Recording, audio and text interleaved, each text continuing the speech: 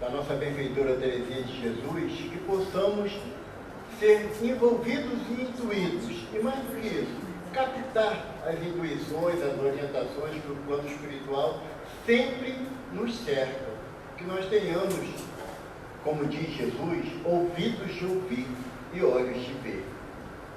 E nessa paz que nós auguramos receber do Mestre amado, é que a gente treme na base. Porque o Espírito Verdade, que norteia a terceira revelação, que é uma pleite de espíritos que trabalham a comando do Divino Mestre Jesus, eles nos pedem dois apenas mandamentos.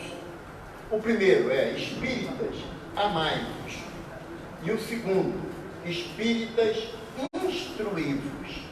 E é o que as casas espíritas se propõem a fazer com as reuniões públicas, com os cursos que são oferecidos, nos proporcionando a oportunidade de estudarmos a doutrina nos seus aspectos científicos, filosóficos e morais ou religiosos, que é o aspecto moral baseado no Evangelho de Jesus. E quando o nosso irmão Sandro, ele espertamente mandou um zap para mim, nem ligou, sabe? Mandou um zap assim: vamos, dá para sexta-feira tu falar? Aí assim, o ímpeto, né, de querer fazer alguma coisa de útil nessa existência, eu respondi sim. Aí depois que ele mandou o tema, já não dava mais para dizer não. Aí, né, porque se comprometer e voltar atrás não é uma coisa muito correta. Então a gente vai dar o nosso jeito. Porque o tema proposto, né, que é Deus, Espírito e Matéria, é muito complexo e está no início do Livro dos Espíritos. O Sr. Allan Kardec nos deixou 5 obras consideradas fundamentais da terceira revelação. A primeira é o Livro dos Espíritos, que a sua primeira edição foi em 18 de abril de 1857. Sofreu 2 atualizações, chegando ao final do ano de 1860, com a conformação que hoje conhecemos, com 1019 perguntas, mais 118 contra-perguntas, que dá um total de 1137 perguntas na obra Livro dos Espíritos.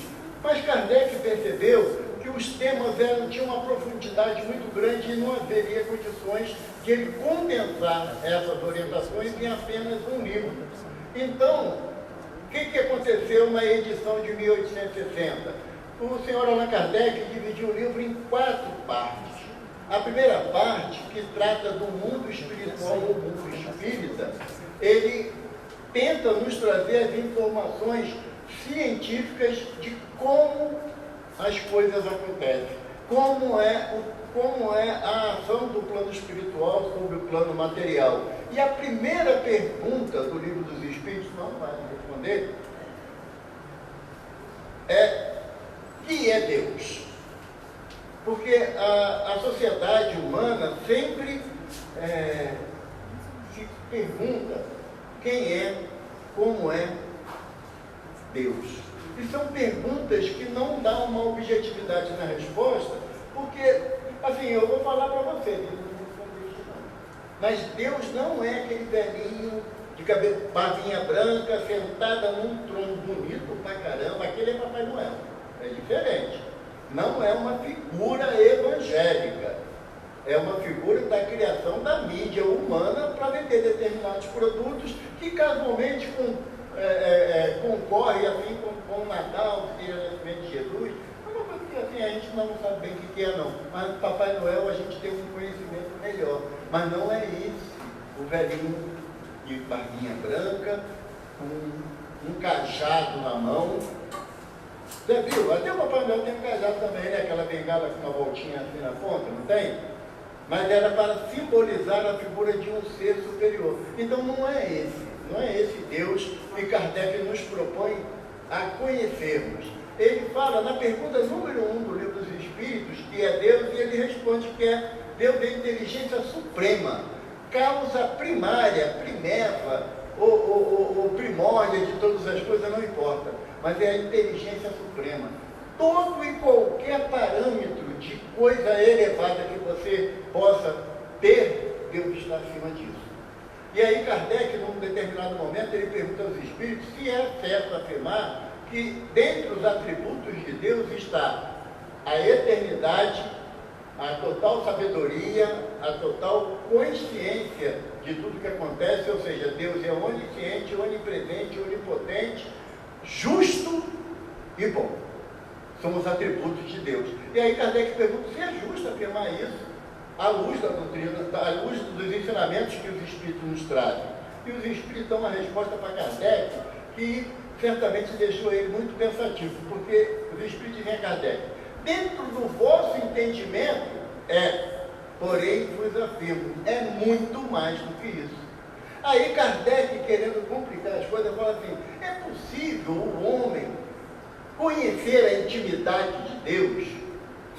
Aí Kardec responde, os espíritos respondem a Kardec: não, falta-lhes o sentido. Por quê? Nós temos a visão, a audição, o tato, o paladar e a sensibilidade, o toque. São sentidos humanos, físicos, que quando alguém perde um desses sentidos, encontra uma dificuldade muito grande de viver. Alguém que perde a visão, se nasceu com essa deficiência, se adapta de uma forma muito mais rápida do que aquele que vinha tendo a visão e de repente com um problema de saúde ou um acidente se vê destituído da visão. A audição a mesma coisa, a fala também. Mas em relação a conhecer a intimidade de Deus, aí foge completamente a possibilidade humana do homem na matéria ou o homem na terra ter essa percepção. Tanto é difícil que quando um discípulo de Jesus, chamado Filipe, se refere a Jesus dizendo: mestre, mostra-nos o Pai. Jesus falava sempre de Deus como um Pai, dando-nos uma proximidade. Deus não é mais aquele velhinho de barba branca que fica no trono, sentado lá no céu, dirigindo a humanidade terrena como se fosse um jogo de marionete. Não, Jesus nos coloca Deus na condição de Pai, paternidade. E Jesus chamava Deus de Abba. Abba em aramaico é papai. Tamanha a proximidade que Jesus quer que nós tenhamos com Deus, e não o distanciamento que o nosso entendimento ao longo da nossa jornada evolutiva vem nos dando de uma figura muito distante. Tanto que muitas vezes, quando alguém está passando por um problema e a gente fala assim: poxa, você pediu a Deus? Deus tem tanta coisa para resolver, vai se preocupar comigo? Me preocupa. Porque um pai, ele tendo 1 ou 10 filhos, o amor dele é o mesmo por todos os filhos. Agora, sendo o Pai celestial, Criador, causa primeira de todas as coisas, a inteligência suprema, aí foge a nossa percepção. Então, quando o Filipe pergunta a Jesus, pede a Jesus: mostra-nos o Pai, Jesus olha para ele e fala: Filipe, estou convosco todos os dias e ainda não conhece o Pai? Não é Jesus querendo dizer que ele era Deus, não era isso. É que ele representava Deus diante de toda a humanidade. Porque ele fala: eu e o Pai somos uno. Não há diferença. Por quê? Porque ele interpreta a vontade de Deus. Tem uma passagem no Evangelho que Jesus faz a multiplicação dos pães. Vocês já devem ter ouvido falar. Jesus, com 5 pães e 3 peixes, deu de comer a 5.000 pessoas. E ao final do período de alimentação, Pedro chega para Jesus e fala assim: mestre, falaste e orientaste a população o dia inteiro, não comeste nada, nem uma fruta não comeu. Vem, mestre, ainda há pão e peixe, venha se alimentar. Jesus fala assim para Pedro: Pedro, o meu alimento é fazer a vontade do Pai. Tamanha a identificação de Jesus com a vontade de Deus. Então, quando nós queremos ter uma percepção de o que é Deus, e os benfeitores da humanidade nos relata essa resposta aparentemente simples e curta, mas de uma profundidade que nós levaríamos aqui uma boa parte da nossa existência tentando falar sobre a sabedoria suprema e a causa primária de todas as coisas.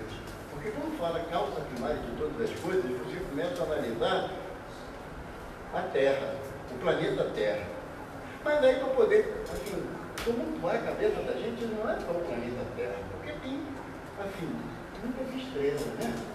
Quando você está num ambiente assim mais afastado do centro da cidade, que você olha para o alto, você vê os céus salpicados de estrelas, não é?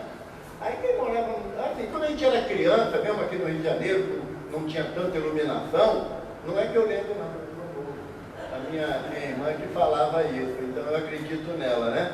Então, mas você olhava para o céu, né? Você não tinha tanta iluminação pública, nem poluição, dava para ver uma quantidade maior. Mas quando você vai para o interior do estado, ou mesmo do país, que tu olha, parece um retalho de lâmpadas lá em cima a brilhar. Aí a ciência diz o seguinte, que o olho humano só consegue visualizar, em média, 5.000 estrelas. Apenas 5.000. A gente já acha que é muita coisa. Mas se você pegar um binóculo, você já tem a possibilidade de ver em torno de 30 a 40.000 estrelas. Se for uma luneta, você pode visualizar até 100.000 estrelas. Aquela luneta mesmo caseira, bem amadora mesmo. Então imagina quando você vai falar sobre o espaço sideral, mostrando que Deus é a inteligência suprema, causa primeira de todas as coisas.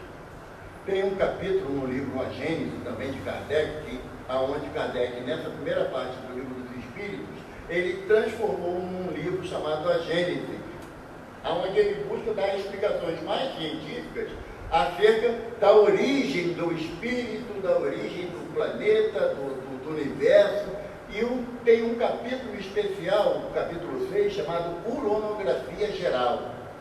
Quem gosta de ler sobre coisas do espaço, assim, não é Guerra nas Estrelas, não adianta que não vai ver o Darth Vader lá brigando, não tem essa paradinha não. Mas se você quiser ter um conhecimento acerca da grandiosidade da obra divina, você viaja nesse capítulo chamado Uranografia Geral, que é ditado pelo espírito de Galileu Galilei através da mediunidade psicográfica de Camille Flammarion. Camille Flammarion era um jovem de 19 anos, com 19 anos ele foi eleito como presidente da Sociedade Parisiense de Estudos Espaciais. Seria a NASA de hoje. Com 19 anos ele foi eleito. Tamanha a inteligência dele nos estudos acerca da cosmogonia, das coisas do espaço.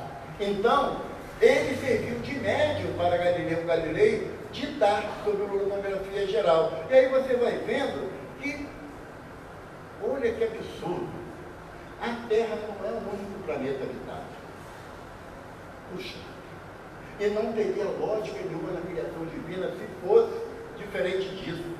Porque você vê o seguinte, o nosso Sol, que é uma estrela, em torno dele orbita 8, 9, a ciência nunca se decide quantos planetas são. Agora surgiu um que ninguém ainda viu, mas que ele está na nossa órbita, e a órbita dele em torno do Sol leva só em torno de 15.000 anos. Então não daria para ver antes, está vendo agora. Mas enfim, vamos lá, 9 planetas em torno do nosso Sol, que é uma estrela de quinta grandeza. Aí você vai para a estrela Sirius, que é uma estrela que tem mais 2 estrelas que dominam a órbita de inúmeros planetas ao seu redor. Seria um absurdo você achar, né, que não só na Terra teria vida. A vida na forma que nós conhecemos aqui na matéria, aqui na Terra. Por quê? Porque o conceito de vida, ela difere em relação à orientação que Kardec nos traz acerca da evolução daquilo que nós chamamos como matéria cósmica universal, ou fluido cósmico universal, ou fluido cósmico elementar. Então temos utilizado na doutrina que hoje, mais de 160 anos, que a comunidade científica está começando a entender. Primeiro, quando você olha para o alto do céu à noite, você vê pontos de luz, pontos brilhantes, que são as estrelas, E como você vê também que entre as estrelas tem um espaço escuro, não tem? Meio pretinho, não é? Não é só estrela, você olha para não tem só estrela, tem um espaço entre uma estrela e outra, mesmo pela distância, mas que é escuro. E a ciência descobriu que esses espaços escuros é chamado de matéria negra. A ciência não sabe o que é, mas sabe que existe. Por que não sabe o que é? Porque não existe um equipamento humano capaz de definir o que é essa matéria escura que tem no universo. Se eles aceitassem pela humildade a orientação do plano espiritual, ia ver que é o fluido cósmico universal. Porque na natureza nós temos 3 princípios básicos que tudo emana daí.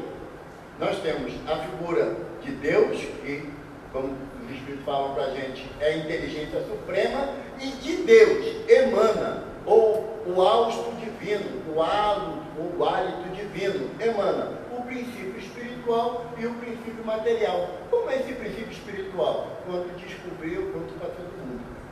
Por quê? Porque ainda não existe capacidade intelectual no homem de definir,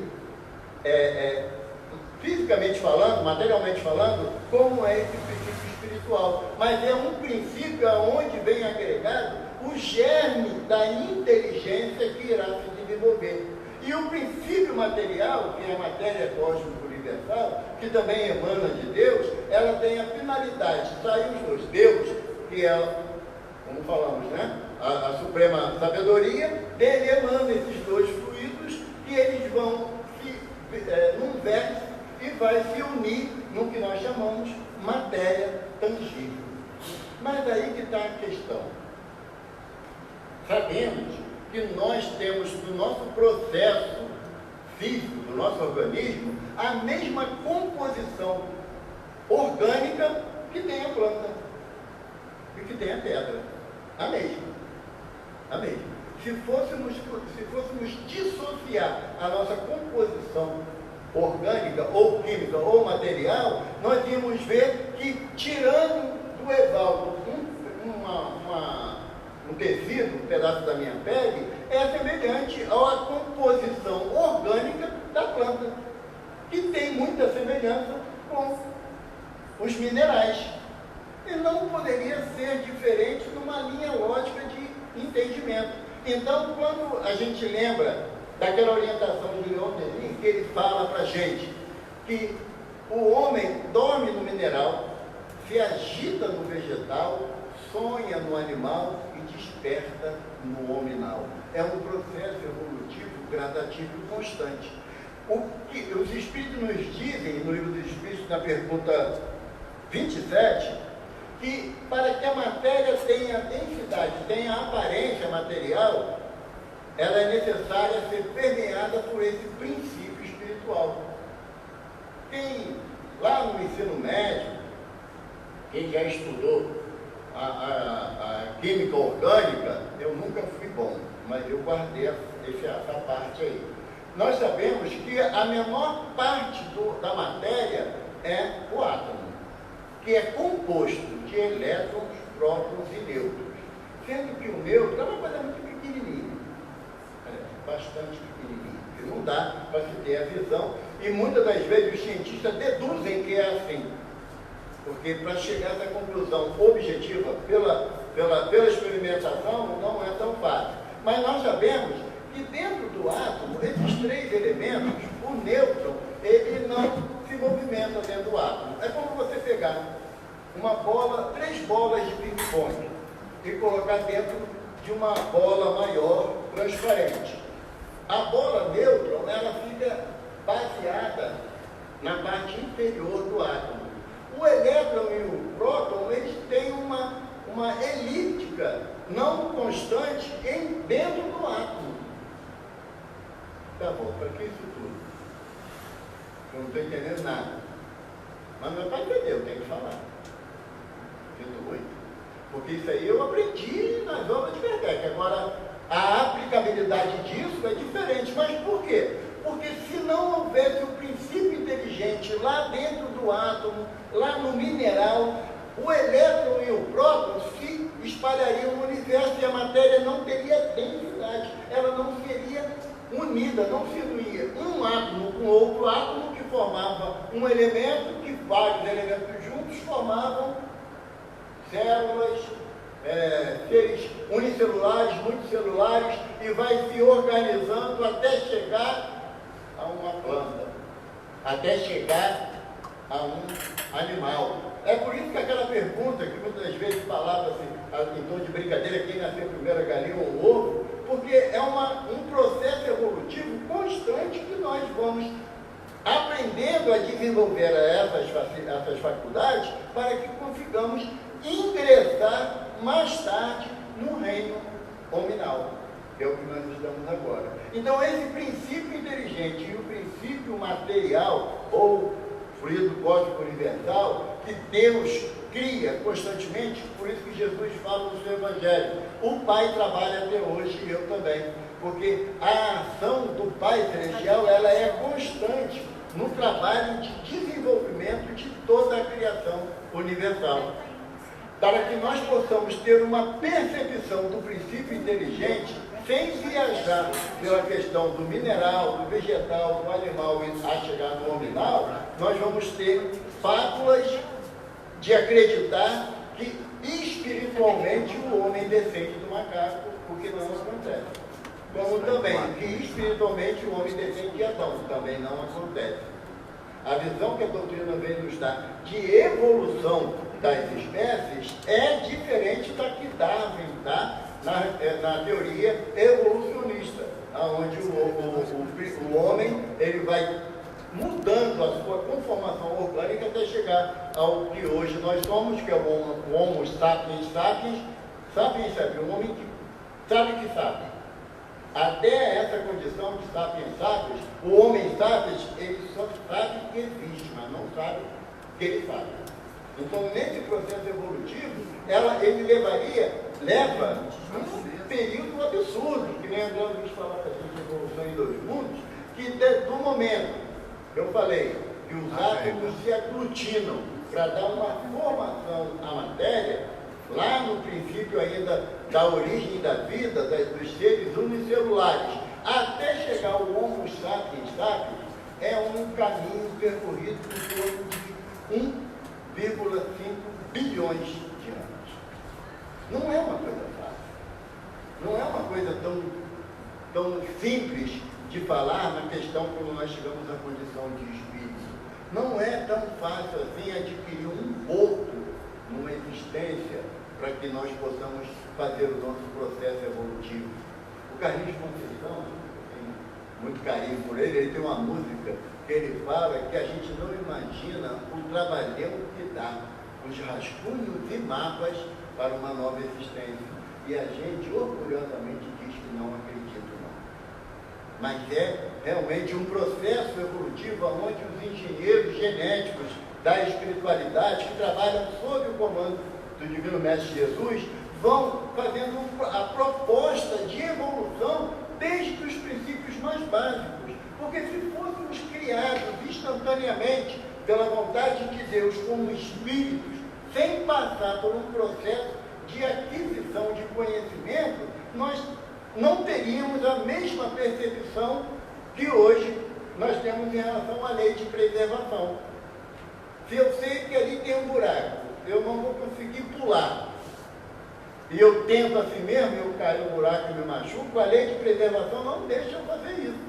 Vai me propor algum meio de eu transpor esse obstáculo sem causar nenhum dano para mim. Assim também, quando nós temos conhecimento que determinadas atitudes físicas vão nos levar ao sofrimento, seja qual for.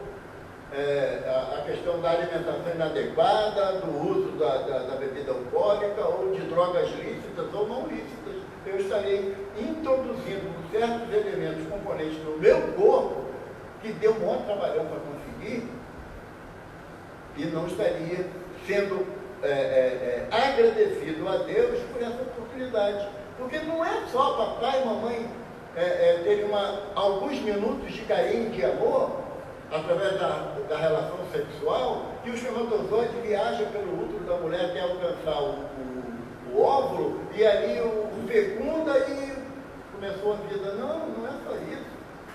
Se a gente analisar todo o progresso que a matéria precisa fazer para que chegue a um momento onde o espírito possa habitá-la, é um processo de infinita percepção para nós ainda, porque a nossa visão é muito limitada.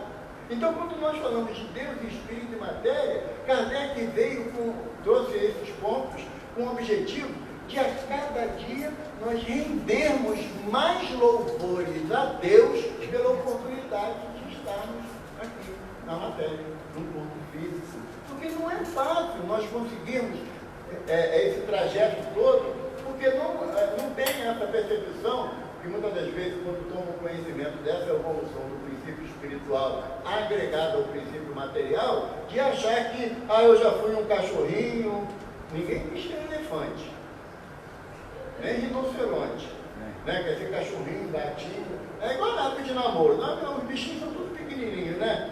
Minha gatinha, meu cachorrinho, meu dogzinho, depois passa um tempo, o bicho cresce, sua anta, seu besta, e aí vai embora. Não é nesse processo de que nós tenhamos habitado o corpo de um animal, não é isso. A ideia que você nos traz não é essa. O princípio espiritual que habita o animal, a planta e o mineral, ele tem um processo evolutivo de aquisições para chegar à condição humana. Tanto isso daí é uma verdade incontestável, que na Gênese de Moisés apresenta isso para a gente. No capítulo 1 da Gênese, quando ele vai falar da formação do universo, na visão limitada da época, ele no versículo 26, ele fala assim, que Deus teria falado: façamos o homem à nossa imagem e à nossa semelhança. Façamos quem? É Deus? Né? Ele está falando com quem? Se não existia nada, se existia Deus. Então quem é façamos? Essa visão de que está na terceira pessoa, na segunda pessoa do plural, de façamos nós o homem à nossa imagem e semelhança, é corroborada com aquilo que Emmanuel traz para a gente, A Caminho da Luz, que é um livro fenomenal. Quem não entender a Gênese de Kardec, pega o A Caminho da Luz, que aí vai ficar mais confuso ainda, porque Emmanuel vem querendo destrinchar, mas dá tanta informação para a gente que fica difícil a gente querer aglutinar nisso numa compreensão só. Mas ele vem falando que são um grupo de espíritos que trabalham sob a determinação de Deus. Porque eu tenho um segredo para contar para todo mundo, vocês não espalhem, isso não vai ficar público, tá? Mas nós não somos apenas produto dessa atual existência que estamos aqui nesse momento, nos irmãos samaritanos, ou escutando um cara falar dessa. Não somos. Nós somos o produto de inúmeras existências, por inúmeras aquisições. Há algumas existências atrás que alguém nos propôs sentar numa sala para falar de Jesus e a gente estava cortando cabeça. A gente estava enfiando a espada. Então hoje, a gente está mais domesticado, a gente ainda aceita ouvir falar de coisas espirituais. O processo evolutivo de cada um de nós independe, esse processo evolutivo de cada um de nós não tem a questão sexo,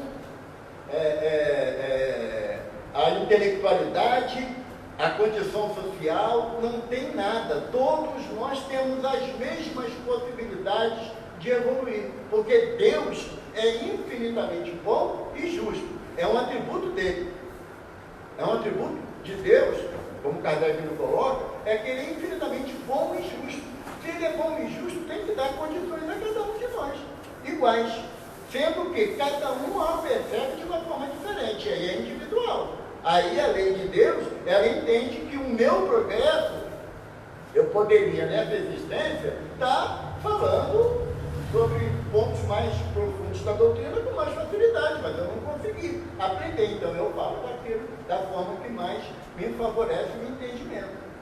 Na visão em relação a Deus, Espírito e matéria, nós temos que sair daquele pensamento, primeiro, que Deus privilegia alguns e pune a outros. Não existe essa situação de privilégio e punição na lei de Deus.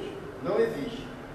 Deus criou um bonzinho e o outro malzinho. Um vai ser feliz, o outro vai sofrer, porque Deus quer assim. Não é isso que a gente aprende na doutrina. Todos nós temos possibilidades iguais. Possibilidades iguais. Quem tem mais de um filho, cria os filhos da mesma forma, mas cada um se sobressai de um modo diferente, não é? Não tem aquela expressão bem popular, tem os 5 dedos na mão, cada um diferente do outro, e é assim também, porque não existe uma forma onde Deus bota lá os ingredientes para sair espírito e gente, para poder todo mundo sair igual, a mesma forma. Não é isso. No conceito evolutivo que a doutrina nos propõe, o nosso conhecimento acerca da bondade infinita de Deus para com toda a criação, isso aí está falando toda a criação, num espaço infinito que a gente não tem percepção, como aqui na Terra.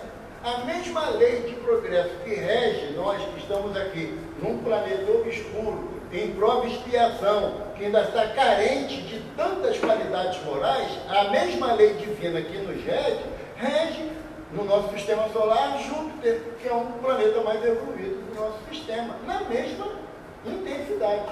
O que muda é a minha percepção da lei, o meu entendimento da lei. Quando eu consigo entender que Deus, sendo a inteligência suprema e causa primeira de todas as coisas, que é o único que é eterno, só Deus é eterno, não existe nada mais.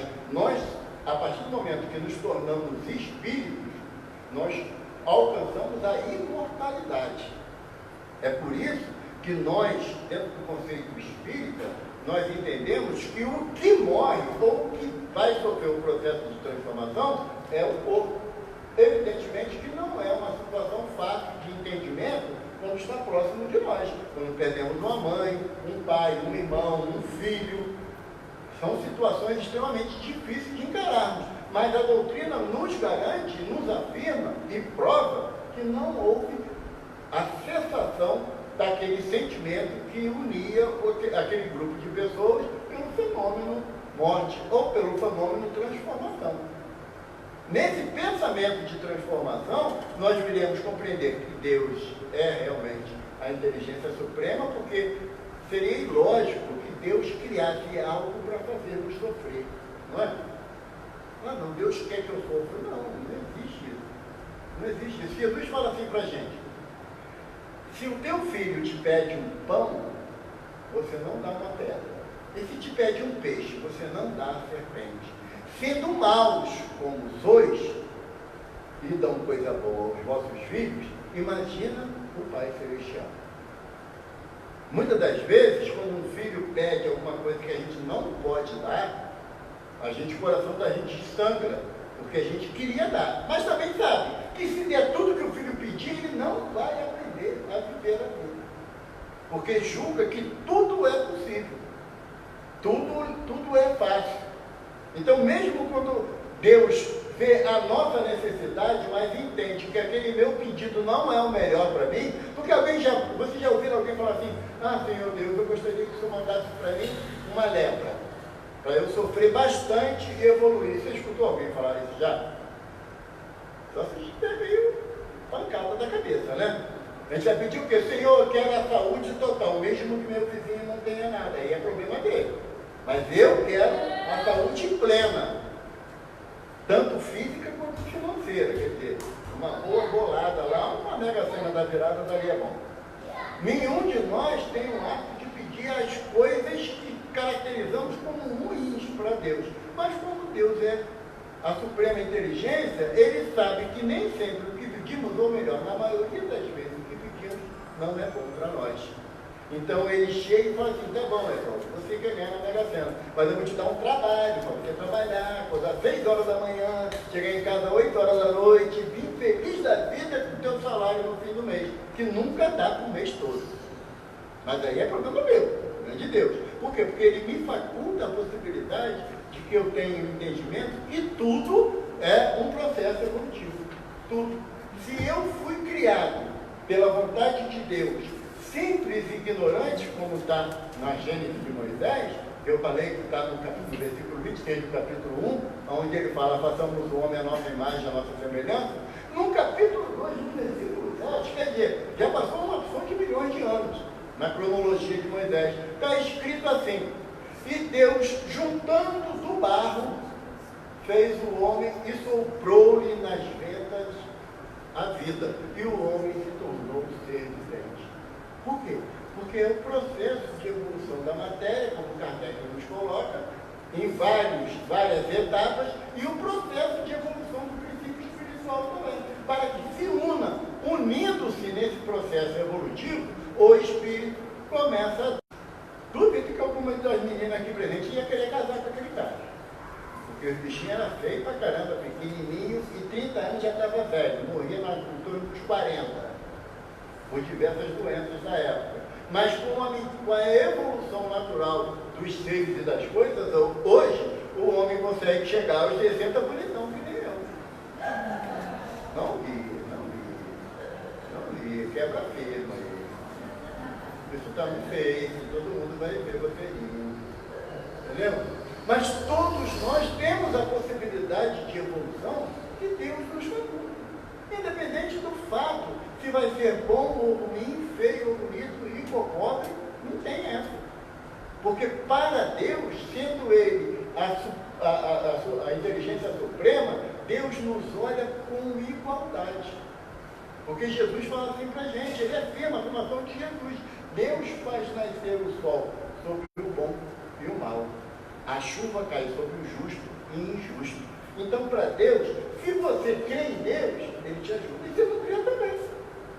Não exige, Deus não exige a credibilidade nele para que Ele nos favoreça. Quem faz isso somos nós, os homens, na nossa dificuldade evolutiva. Kardec coloca taxativamente em obras póstumas que a finalidade do Espiritismo não é angariar prosélitos ou seguidores. Olha só, eu só te ajudo se você for espírita, ou então você tem que ser espírita dizendo que é bom. Não é isso que a doutrina nos coloca. A doutrina nos coloca que a finalidade do Espiritismo é nos transformar em pessoas do bem. Participando ou não de uma casa espírita, participando ou não de um conceito religioso filosófico, mas que nós sejamos, tanto que perguntaram ao Dalai Lama, numa entrevista lá em Nova York, perguntaram a ele qual a melhor religião. E ele falou, aquela que faz o homem ser um homem de bem.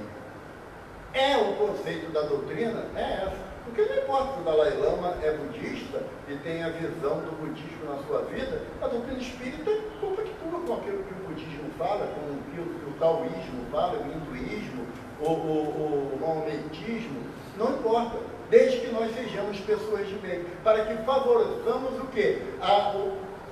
Eu fui criado por Deus como um princípio inteligente e tive que me associar ao princípio material para fazer o meu progresso. E um dia eu chegarei ao patamar de evolução que Jesus nos apresenta quando ele fala que quiseres ser perfeito como o Pai Celestial, que é uma perfeição relativa que nós alcançaremos, amai os vossos inimigos. E aí a gente começa a se encrencar. Porque quando falou amar parentes e amigos, Jesus assevera até os hipócritas fazem. Agora, amar até os inimigos, é evidente que Jesus quis dizer com isso, não é que você tem que amar o seu inimigo, não é para você ter o teu filho, porque não dá. Não dá. Mas quando Jesus fala de amar os inimigos, é só você não desejar o mal para ele, nem se regozijar com o mal que lhe aconteceu. Presta, bem feito, Deus está vendo. Deus não dorme não, a gente roga a praga tanto direito, né? Deus está vendo não está vendo nem o que o irmão está fazendo, nem o que você está falando, ou pensando, ou sentindo. Então, quando Jesus nos propõe amar o inimigo, é para que você, na qualidade de filho de Deus, você aprenda que o inimigo que você coloca nesses termos é tão filho de Deus quanto você. Porque não há diferença. Não há diferença. Emmanuel fala numa mensagem que Chico pergunta a ele, pede a ele para explicar o que é o criminoso. Porque a resposta de Emmanuel encrenca. Tipo perguntando, Emmanuel, defina para a gente o que é criminoso. Aí Emmanuel fala, todos nós quando somos descobertos. Por quê? Como espíritos em processos de evolução, cometemos crime. E para a lei divina, um pequeno e um grande é crime. O que vai variar é a intencionalidade da ação. Então todos nós estamos nesse caminho. Eu vou aqui muito hora, né? Eu sou aposentado, eu sou até mais demais. Todos nós, nesse processo evolutivo, reconhecendo em Deus, que é a perfeição, a inteligência suprema, que causa primeiro todas as coisas, se Deus me criou para o bem. E criou todos nós para o bem. Ninguém foi criado por Deus ou chegou à condição humana diante de Deus para praticar o mal. Não existe esse determinismo. Tanto que o Kardec pergunta aos espíritos se o mal também é criação de Deus. E os espíritos falaram que não, é um absurdo essa afirmação. O mal é o distanciamento do homem da lei de Deus. Quando você se distancia da lei de Deus, você faz o mal. Fazendo o mal, que é a criação do homem, ele terá que responder por isso. No mesmo princípio evolutivo de tudo que existe na natureza. É por isso que tem certos poetas ou filósofos que diz da necessidade, e cientistas também, de respeitarmos o meio ambiente, respeitarmos os animais, respeitarmos até a rua que a gente mora, de darmos um tratamento mais adequado. Porque quando eu jogo um papel de bala na rua, no chão, e eu fico imaginando que na rua que eu moro deve ter umas 500 pessoas. Aí imagina se os 500 jogar o mesmo papel de bala na rua. Aí vem enchente. Porque chover vai. Chover vai. E se eu não cuidar do meu lixo, se eu não cuidar da minha higiene, do ambiente em que eu vivo, eu estou contrariando a lei de Deus. Porque eu também sofro esse processo evolutivo do reino mineral até o reino hominal. E nos destinaremos ao reino angelical. Todos nós, parece até uma utopia, uma brincadeira falar. Mas não, é Kardec que fala. Os espíritos falam que todos nós, a única fatalidade que existe na lei de Deus é a nossa felicidade. Todos nós fomos criados por Deus para sermos felizes, mas não na felicidade que a gente entende. A minha felicidade seria o Flamengo ganhar o Vasco, mas nem passou para a final. Então, ficou para trás. Mas o conceito de felicidade nosso está atrelado às condições humanas, físicas, e não ao sentimento espiritual como espíritos imortais. Muito obrigado pela atenção, que Jesus nos abençoe, e qualquer dúvida que tiver, responde para a gente. Valeu.